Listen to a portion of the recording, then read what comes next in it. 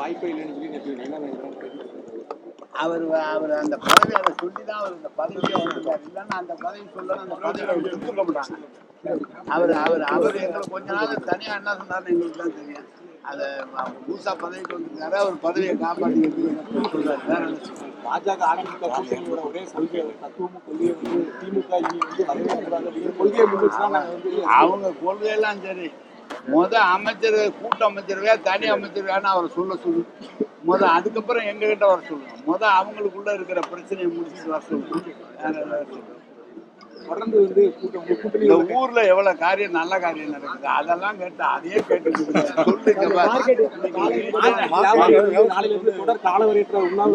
Market வியாபாரிகள் ஏற்கனவே சட்டமன்ற உறுப்பினர் மற்றவர்கள்லாம் சொன்னது ஏற்கனவே பழைய ஆட்களுக்கு அதை கொடுக்கணும், இல்லைன்னா பெரிய அளவில் அது பாதிப்பு ஏற்படும் சொன்னாங்க.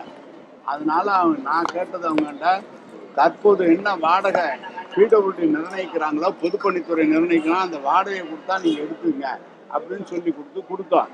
அவங்க அதுக்குள்ளே அந்த சம்பந்தம் இல்லாத ஒரு நீதிமன்றத்தில் போய் ஒரு தடையாணை வாங்கியிருக்காரு. கொடுத்த ஆணைக்கு இன்னைக்கு காலையில் கமிஷனர் இருக்காங்க, கலெக்டர்கிட்ட சொல்லி நீதிமன்றத்தில் ரிவ்யூ பெட்டிஷன் போட சொல்லி என்ன நீதிமன்றம் சொல்லுதோ அதை நாங்கள் கேட்டுக்கிறோம். எங்களுக்கு ஒன்றும் ஆட்சேபம் இல்லை.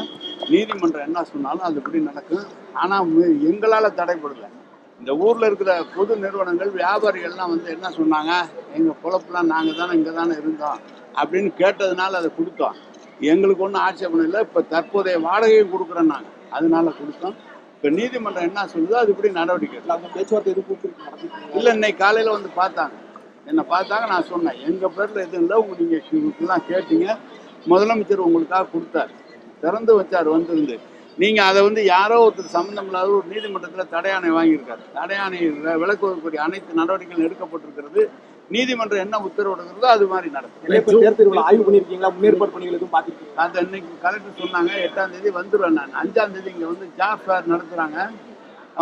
பல்கலைக்கழகத்தில், மனோன்மணியம் பல்கலைக்கழகத்தில் பெரிய ஜாப் ஃபேர் நடத்துகிறாங்க. அதோடு மட்டும் இல்லை, தனியார் நம்ம கஷ்டம் பாதுகாப்பு ஜாப் ஃபேர் நடத்துகிறாங்க. 5ஆம் தேதி வரேன். இந்த கலெக்டரோட பேசியிருக்கேன், காவல்துறையோட பேசியிருக்கேன். எல்லா முன்னேற்பாடுகளும் தயாராக. சாலைகள் எதுவுமே இன்னும் போடப்படல. அதாவது உள்ள நிறைய பேர் கோயில் உள்ள போகக்கூடிய சாலைகளும் சரி, வெளியே வரக்கூடிய சாலைகளும் சரி போடல. தேர் அப்படியே தான் இருக்கு. எப்போ ஸ்டார்ட் முடிச்சுக்கலாம். நீங்கள் அதுக்குள்ளேயே தேர் வரதுக்குள்ளேயும் எல்லாமே கிளீன் பண்ணி நாளைக்கு ஆக்கிரமிப்பு எடுப்போம். நீங்க பத்திரிக்கையில ஆக்கிரமிப்பு எடுத்தான்னு சொல்லுவீங்க.